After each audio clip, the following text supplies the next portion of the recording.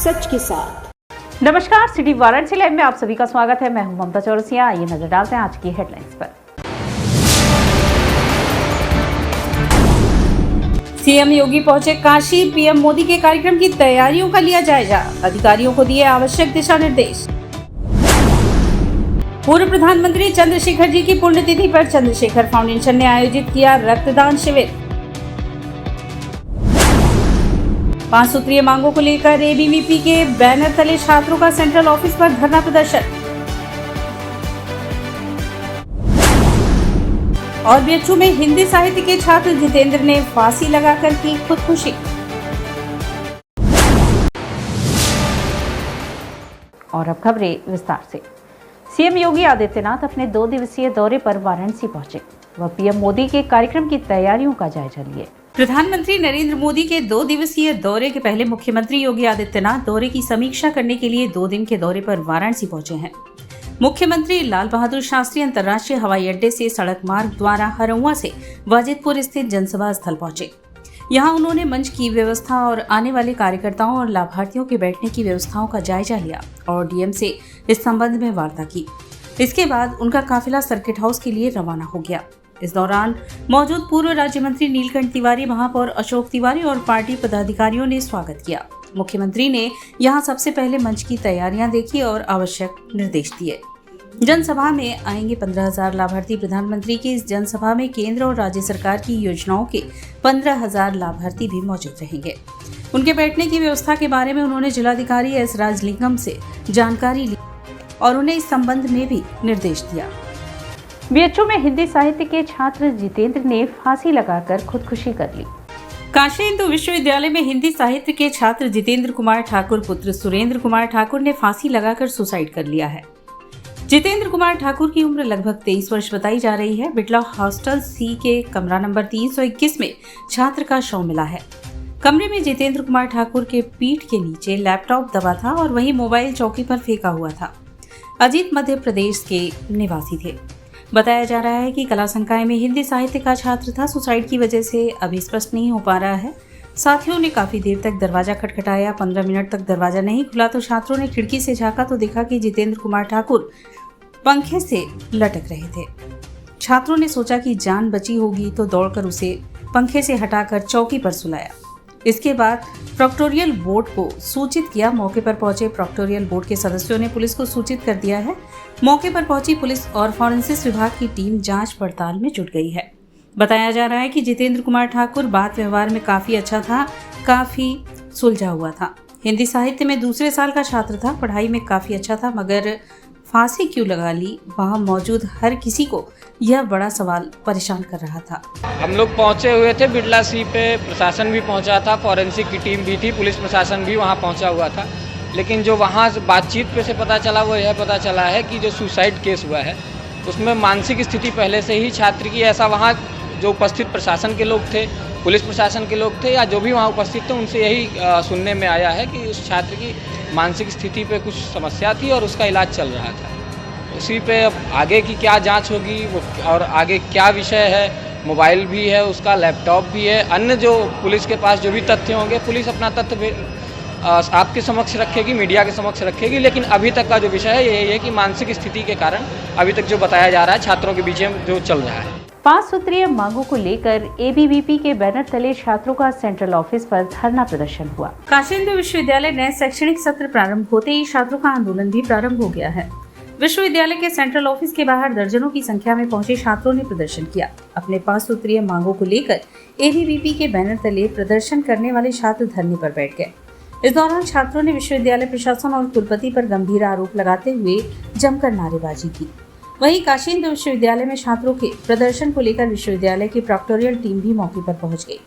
विश्वविद्यालय में प्रदर्शन करने वाले छात्रों ने विश्वविद्यालय को निजीकरण और अवैध वसूली का केंद्र बनाए जाने के आरोप लगाए हैं। छात्रों का आरोप है कि क्यूट काउंसलिंग के पंजीकरण के नाम पर विश्वविद्यालय धन उगाही कर रहा है, जो बंद होना चाहिए। इसके साथ ही छात्रों ने CUET PG में BHU कोर्ट के समय सीमा घटाए जाने की निर्णय को वापस लिए जाने की मांग की है। इसके साथ विश्वविद्यालय में मौजूद मैत्री जलपान गृह सुंदरीकरण एवं वहां पर्याप्त कर्मचारियों की तैयारी किए जाने की भी मांग की है। बता दें कि अपनी मांगों को लेकर पूर्वाह्न में सेंट्रल ऑफिस पहुंचे थे, जहां उन्हें प्रेक्टोरियल टीम द्वारा रोक दिया गया। कुलपति से मिल वे अपनी मांगों को रखने की मांग करते हुए छात्र सेंट्रल ऑफिस के बाहर धरने पर बैठ गए हैं। चंद्रशेखर फाउंडेशन द्वारा पूर्व प्रधानमंत्री चंद्रशेखर जी की पुण्यतिथि पर रक्तदान कार्यक्रम का आयोजन हुआ। मंगलवार को श्री शिव प्रसाद गुप्त मंडलीय जिला चिकित्सालय में चंद्रशेखर फाउंडेशन द्वारा रक्तदान किया गया। इस अवसर पर चंद्रशेखर फाउंडेशन के राष्ट्रीय अध्यक्ष हिमांशु सिंह ने कहा, चंद्रशेखर जी हम सभी के आदर्श हैं। उनकी पुण्यतिथि पर चंद्रशेखर फाउंडेशन द्वारा सप्ताह व्यापी पौधारोपण व रक्तदान कार्यक्रम चलाया जा रहा है, जिसके अंतर्गत आज रक्तदान किया गया। 5 जुलाई को पौधारोपण व 6 जुलाई को पुनः रक्तदान, फिर 8 जुलाई को प्राणकर भवन मैदागिन में संगोष्ठी का आयोजन किया जाएगा। श्री सिंह ने कहा कि चंद्रशेखर जी बहुत बड़े पर्यावरण प्रेमी थे। चंद्रशेखर ने पूरे भारत में जहां जहां भी राष्ट्रीय सम्मेलन किए वहां वहां पौधारोपण किया।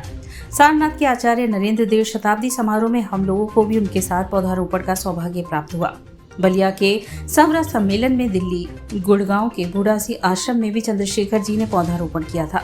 चंद्रशेखर जी के प्रेरणा से हम लोग उनके विचारों, उनके मूल्यों को जन जन तक पहुंचाने के साथ साथ पौधारोपण व रक्तदान करते रहते हैं। रक्तदान करने वालों में मुख्य रूप से राहुल सिंह, रवि सिंह, लकी सिंह, सागर सिंह, अंकित पांडे, अमित सिंह, किसले मिश्रा, आरती शर्मा, बबीता चौरसिया आदि थे। श्रद्धेय चंद्रशेखर जी की पुण्यतिथि के अवसर पर चंद्रशेखर फाउंडेशन के सम्मानित पदाधिकारियों ने रक्तदान किया और विगत वर्षों की बात इस वर्ष भी पौधारोपण अभियान और रक्तदान अभियान चलाया जा रहा है। ये एक सप्ताह से 1 जुलाई से लेकर 8 जुलाई तक कार्यक्रम लगातार चलता आ रहा है। मैं अपने पदाधिकारियों के हृदय से आभारी हूँ और मैं समस्त देशवासियों से, प्रदेशवासियों से निवेदन करता हूँ कि आप सभी लोग अपने अपने जन्मदिन पे और अपने अपने वैवाहिक वर्षगांठ पे या अपने पूर्वजों की पुण्यतिथि पे आप लोग पौधारोपण किया करें। पौधारोपण करने से पर्यावरण संतुलित रहता है। पूरी दुनिया ग्लोबल वार्मिंग की चपेट में है, इसलिए पौधारोपण और पर्यावरण को बचाने और जल का संरक्षण के लिए हर एक नागरिक को सचेत होने की जरूरत है। त्रिदेव मंदिर सेवक परिवार व श्री काशी सत्संग सेवा समिति के तत्वाधान में मंगलवार को 9 दिवसीय देवी भागवत महापुराण का शुभारंभ भव्य शोभा यात्रा से शुरू हुआ। त्रिदेव मंदिर सेवक परिवार एवं श्री काशी सत्संग सेवा समिति के तत्वाधान में 9 दिवसीय देवी भागवत महापुराण कथा का मंगलवार को लंका स्थित साकेत मंडप में शुभारंभ हुआ। 4 जुलाई से 12 जुलाई तक चलने वाले इस कथा का रसपान प्रख्यात कथावाचक बालव्यास पंडित श्रीकांत जी शर्मा द्वारा किया जा रहा है। बालव्यास जी का काशी में कथा का 32वां वर्ष है। कथा प्रसंग में प्रथम दिन गणेश पूजन एवं देवी महात्म्य कथा हुआ। कथा के शुभारंभ के पूर्व अपराह्न 3 बजे त्रिदेव मंदिर से शोभा यात्रा निकाली गई, जो साकेत मंडप तक गई, जिसमें आगे आगे बैंड बाजा धार्मिक धुनों को छेड़ते हुए वातावरण को भक्तिमय बनाते चल रहे थे। इसके पीछे महिला पुरुष कलश लिए चल रहे थे। इसके बाद यजमान परिवार एवं बालव्यास जी पोथी लेकर चल रहे थे। इस शोभा यात्रा में भारत सर्राफ, रमेश कुमार चौधरी, बजरंग केजरीवाल, अशोक केजरीवाल, राधे गोविंद केजरीवाल, अनूप सर्राफ, अवधेश खेमका, सुरेश तुलसियान, प्रदीप केसरवानी, दीपक बजाज, कृष्ण कुमार काबरा, महेश चौधरी, मनीष गिनोडिया, गोपाल अग्रवाल, स्मिता लोहिया आदि गणमान्य लोग शामिल थे। श्री देवी भागवत जी की कथा का शुभारंभ हो रहा है। हमारे वाराणसी की अद्भुत धरोहर त्रिदेव मंदिर, उसके सामीप्य साकेत धाम में होगी कथा और माँ का तो साक्षात बाबा के साथ वास है ही। इस बार 2 महीने के लिए 2 महीने के बाद सावन लग गया, तो 2 महीने का सावन लग गया। उसके शुरुआत में केजरी परिवार के द्वारा देवी भागवत का कथा का आयोजन किया गया है। यह प्रथम आनंद है और साल 2 महीना तो यहाँ उत्सव चलेगा ही। त्रिदेव मंदिर में सबको आना चाहिए, दर्शन करना चाहिए। त्रिदेव मंदिर में सब आए दर्शन करना। श्री कोची कामकोटि पीठाधिपति जगत गुरु शंकराचार्य शंकर जितेंद्र सरस्वती जी महाराज का काशी प्रवास 5 जुलाई 2023 से 30 सितंबर 2023 तक होगा। इस दौरान उनके विभिन्न धार्मिक अनुष्ठान होंगे। श्री काशी कामकोटि पीठाधिपति जगत गुरु शंकराचार्य शंकर विजेंद्र सरस्वती जी महाराज का काशी प्रवास 5 जुलाई 2023 से 30 सितंबर 2023 तक होगा। उनके 88 दिवसीय काशी प्रवास के दौरान विविध धार्मिक अनुष्ठान, हवन यज्ञ होंगे। जगत गुरु शंकराचार्य श्री काशी कामकोटि पीठाधिपति अंत श्री विभूषित श्री शंकर विजेंद्र सरस्वती जी महाराज का पीठारोहण उपरांत प्रथम नगर आगमन हो रहा है। उनके काशी आगमन पर स्वागत हेतु बुधवार को महमूदगंज रमन निवास से भव्य शोभा यात्रा निकाली जाएगी। इस संदर्भ में मंगलवार को लक्सा स्थित मारवाड़ी युवक संघ प्रांगण में आयोजित एक प्रेस वार्ता में बाल भवन भारत सरकार के पूर्व अध्यक्ष अजय सिंह व दिलीप सिंह ने संयुक्त रूप से देते हुए बताया कि इस शोभा यात्रा का रास्ते भर जगह जगह भव्य स्वागत किया जाएगा। शोभा यात्रा विभिन्न मार्गों से होते हुए शिवाला स्थित चेत सिंह किला प्रांगण में पहुंचकर समाप्त हो जाएगी। किला में महाराज जी बैठेंगे जनता के साथ, उनका बाकी तो उनके प्रवचन वगैरह होते रहेंगे, लेकिन विशेष जो है काशी के विशेष नागरिक हैं, जैसे मान लिया 15-20 वाइस चांसलर्स हैं, पुराने नए जितने भी हैं, उनके साथ वार्ताएं, जो विशिष्ट लोग हैं, पद्मश्री पद्मभूषण इस तरह के जो लोग रहे हैं उनके साथ वार्ता, तथा इसी तरह से जितने हमारे विश्वविद्यालय के विद्वान लोग हैं उनके साथ वार्ता, अनेक जो सामाजिक संस्थाएं हैं उनके साथ वार्ता, और हिंदू संस्थाएं कैसे जो है अपना जो है व्यवहार रखें, कैसे जो है एक दूसरे से मिलें और सनातन धर्म की रक्षा कैसे करें, उसके विषय में जो है उनके प्रवचन होते रहेंगे। और यहाँ वक्त उछला है एक छोटे से ब्रेक का, मिलते हैं ब्रेक के बाद। वाराणसी लाइव सच के साथ। Facilities of Navneeta Kuvar Public School, quality education, well qualified faculty, dance, vocal, instrumental music, robotics, art and craft, skating, karate classes, indoor and outdoor activities, use playground for kindergarten and various types of games, math, physics, biology, chemistry lab and smart library, well maintained computer lab and classes, highly secure and GPS track conveyance facilities, educational based activities using technique tools and interesting methods for students. Navneeta Kuvar Public Schools, Swahid near BHU Hyderabad Gate, Varanasi. Mobile number 7311128462. Navneeta Kunwar public school. Swami Harsevanand public school वातानुकूलित छात्र छात्राओं हेतु छात्रावास की सुविधा, हरितिमा युक्त खेल का मैदान, indoor game, outdoor game, NCC, ABC certificate तथा कैरियर काउंसलिंग की सुविधा, विज्ञान, कला तथा कॉमर्स के साथ वैकल्पिक विषयों की एक लंबी श्रृंखला, कम फीस में उत्कृष्टतम अध्ययन की व्यवस्था, शहर की सभी भागों क्षेत्र में बस की सुविधा, विज्ञान, कंप्यूटर तथा सभी आधुनिकतम प्रयोगशाला है, ऑडियो वीडियो क्लासेस की सुविधा। Swami Harsevanand public school and hostel शिक्षण समूह शाखाएं Hadwa Ghat, Ramna, Varanasi. Phone number 9554995413। Jagatganj, Varanasi. Phone number 7408457111।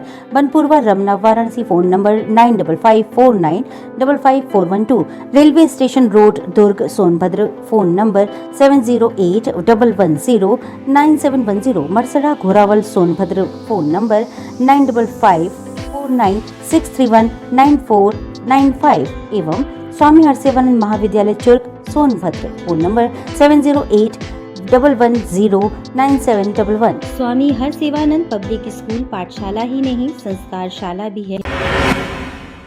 I am a student of Jeevandeep Mahavidyalay. I am proud of Mahavidyalay for excellent faculty, best support and best infrastructure and best place. I am a student of Jeevandeep Mahavidyalay. I am proud of Mahavidyalay for excellent faculty, best support and best infrastructure and best place. I am a student of Jeevandeep Mahavidyalay. I am proud of Mahavidyalay for excellent faculty, best support and best infrastructure and best place. Corona virus ने देश में एक बार फिर से रफ्तार पकड़ ली है।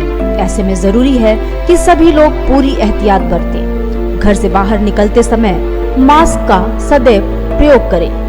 समय समय पर हाथों को सैनिटाइजर से सैनिटाइज करें। ज्यादा भीड़ भाड़ वाली जगहों में जाने से बचें।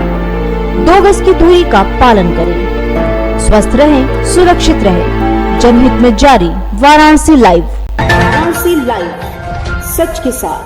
और ब्रेक के बाद पुनः आपका स्वागत है।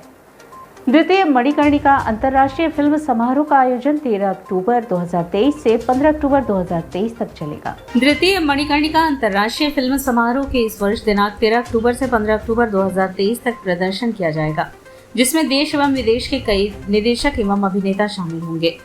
फिल्म समारोह के द्वितीय वर्ष में 2 नए अध्याय शामिल किए गए हैं। इस संदर्भ में मंगलवार को प्रेस वार्ता कर आयोजन समिति के डॉक्टर अजीत सहगल, रति शंकर त्रिपाठी व सुमित मिश्र ने संयुक्त रूप से बताया कि बनारस सांस्कृतिक, धार्मिक एवं आध्यात्मिक उत्सव के लिए तो विश्व प्रसिद्ध है ही, किंतु पिछले वर्ष बनारस की पावन भूमि पर एक और उत्सव की शुरुआत हुई जो अपने प्रथम वर्ष से ही वैश्विक स्तर पर स्थापित हो गई।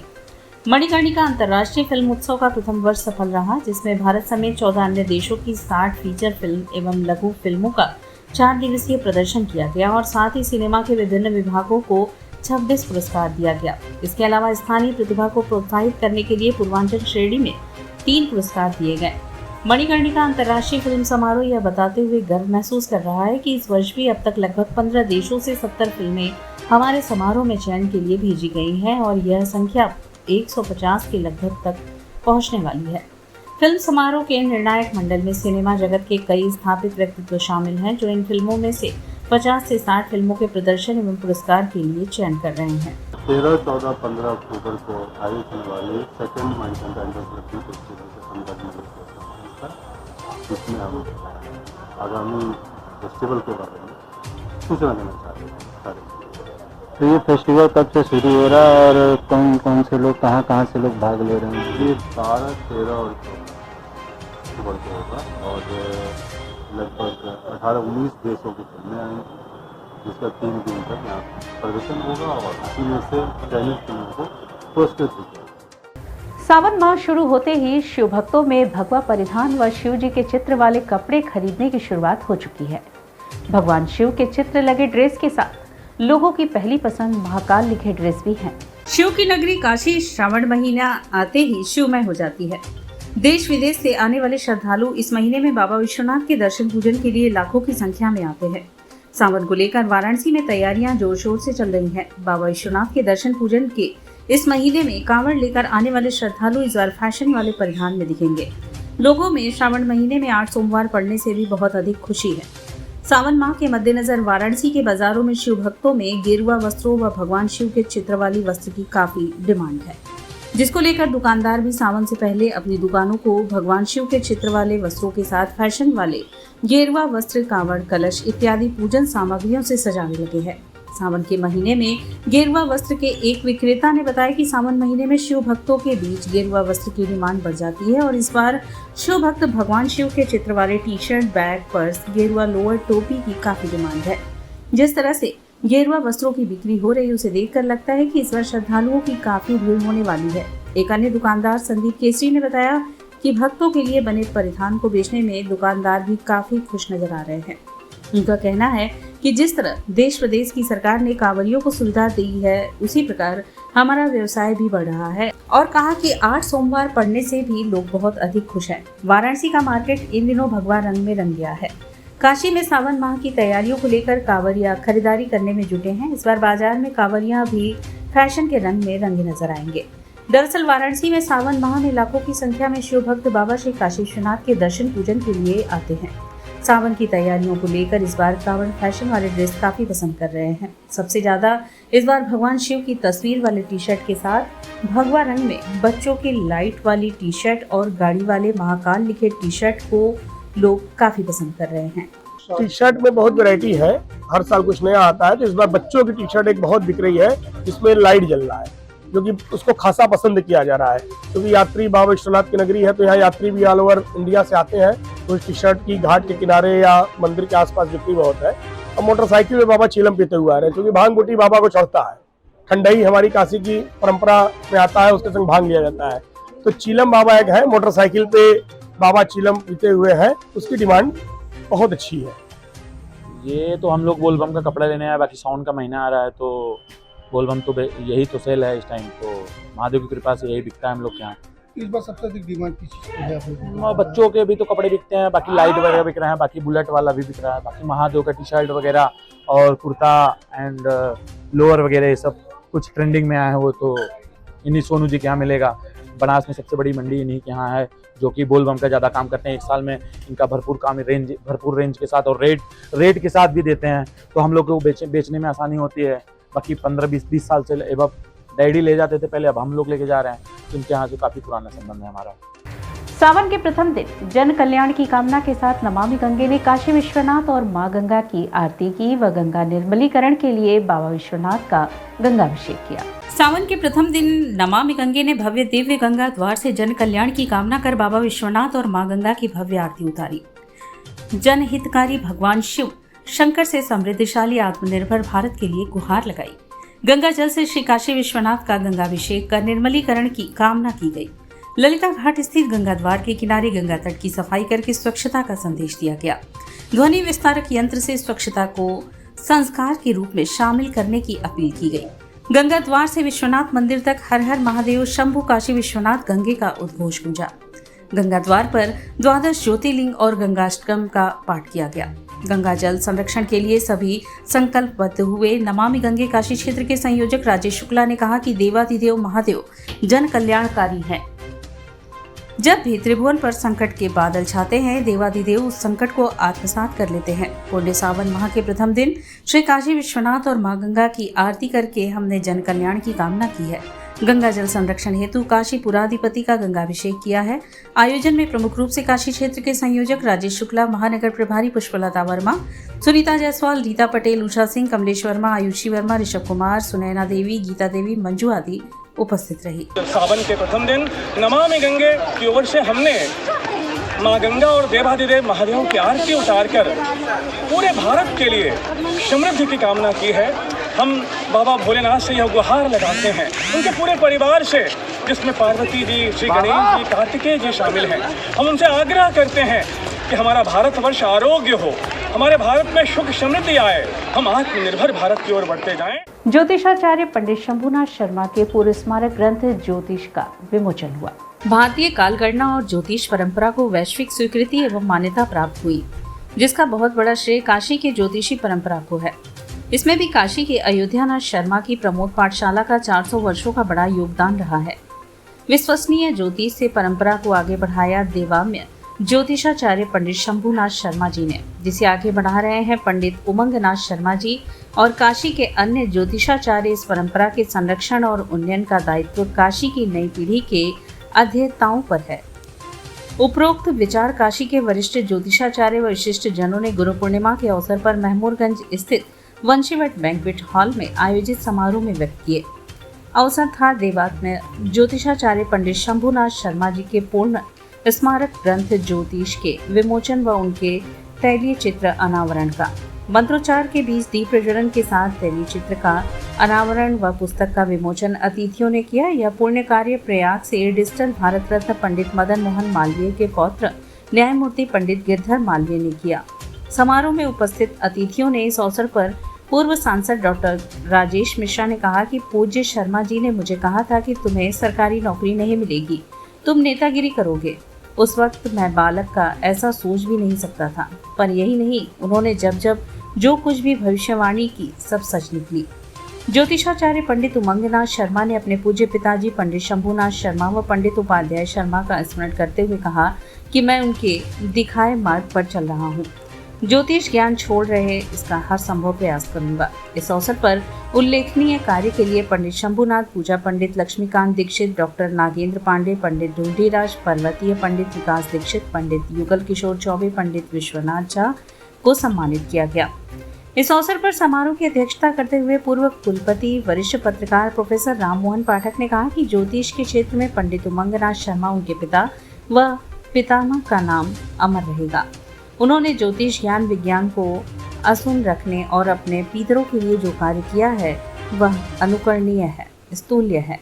प्रारंभ में परिवार के सदस्य सेंट्रल बार एसोसिएशन के पूर्व अध्यक्ष पंडित धीरेन्द्र नाथ शर्मा ने अतिथियों का स्वागत किया। कार्यक्रम का कुशल संचालन उत्तर प्रदेश जर्नलिस्ट एसोसिएशन के अध्यक्ष, वाराणसी विकास समिति के सचिव राजेंद्र कुमार दुबे तथा आभार प्रकाश कांग्रेस पार्टी के पूर्व जिला अध्यक्ष, लोकप्रिय नेता पंडित प्रजानाथ शर्मा ने किया। गुरु जी हमारे ज्योतिष के साथ साथ काव्य रचना और कविता रचना, श्लोकों की रचना करते थे, लेकिन वो सब गुप्त थी। वह मैंने गुरु जी ने एकत्रित किया और उसको हम लोगों ने प्रकाशित कराया। यह और गुरु जी ने जितनी विदेश यात्राएं की, जिन बारे में उन लोगों ने लिखा, उन सबका लिखा हुआ सारा संस्मरण इस पुस्तक में दिया गया है। लोगों को कितना फायदा होगा इस पुस्तक से? हमारा समाज का फायदा। मैं पुस्तक को विक्रय के लिए नहीं रखा हूँ, यह पुस्तक मैं निःशुल्क दे रहा हूँ ज्योतिष भाषा के प्रचार और प्रसार के लिए। ज्योतिष के क्षेत्र में कितना फायदा होगा? बहुत लाभ होगा। ज्योतिष के लोगों के एक नई ऊंचाई मिलेगी, एक नया कार्य मिलेगा उनके लिए।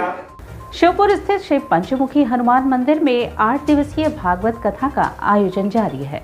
शिवपुर परमानंदपुर के आला काला पोखरे पर श्री पंचमुखी हनुमान जी एवं श्री सोमेश्वर महादेव मंदिर प्रांगण में चल रहे श्रीमद् भागवत कथा के श्रवण हेतु भक्तों की भारी भीड़ हो रही है। 30 जून से शुरू होकर 7 जुलाई तक चलने वाला यह संगीतमय श्रीमद् भागवत कथा एवं भंडारा मंदिर के महंत राम निहोर गिरी महाराज के संयोजन में चल रहा है। श्रीमद् भागवत कथा के कथावाचक चंचल महाराज ने श्री कृष्ण जन्मोत्सव के चौथे दिन की कथा के दौरान कहा कि जब जब धरा पर आसुरी शक्तियों का विशेष प्रभाव होता है तब तब ईश्वर का किसी न किसी रूप में अवतार होता है। हम सबको भगवान श्री कृष्ण जी की तरह अनेकों समस्याओं को झेल कर भी सदैव नेक कार्यों को करना चाहिए। श्रीमद् भागवत कथा के सफल आयोजन में अतुल कुमार सिंह, शिव कुमार पटेल, उत्तर प्रदेश राजकीय कर्मचारी यूनियन के प्रदेश उपाध्यक्ष राजेश्वर पांडे, रामजी पटेल, विमल सिंह, सुनील श्रीवास्तव आदि की प्रमुख भूमिका है। मैंने ये प्रयास किया है कि जो मेरी भावी पीढ़ियां, जब तक मेरी भावी पीढ़ी नहीं बदलती है तब तक मेरे आने वाला भविष्य नहीं बदलेगा। इसलिए मैंने प्रयास किया अपने कथा के माध्यम से कि मेरे जो भावी पीढ़ियां हो, चाहे बच्चे हो चाहे बच्चियां हो, जो आज का जनरेशन जैसा माहौल चल रहा है, मैं अपने कथा के माध्यम से उन्हें एक संस्कारिक बनाना चाहता हूं कि जब उनके अंदर एक संस्कार जागृत होगा तब वो आगे चल करके एक नए भविष्य का निर्माण करेंगे, नए परिवार का निर्माण करेंगे और हमारे नए भारत का निर्माण होगा। और इसी के साथ सिटी वाराणसी लाइव का यह प्रसारण यहीं समाप्त होता है। ममता चौरसिया को दी इजाजत। नमस्कार।